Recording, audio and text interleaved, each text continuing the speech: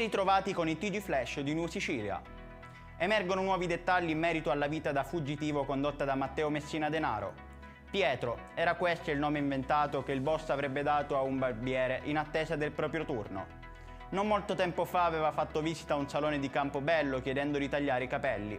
Il barbiere, non avendo posto, disse di ritornare dopo una mezz'ora e chiese un nominativo affinché potesse metterlo in agenda.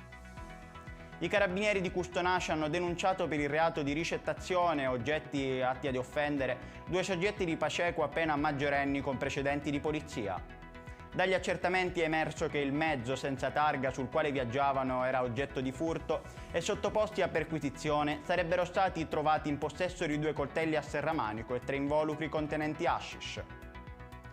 Se non mi date i soldi vi ammazzo tutti, sarebbe stato questo il grado delle minacce ripetute più volte da un 25enne di Canicattì all'indirizzo del padre e delle sorelle per costringerli a sganciare i soldi per la droga.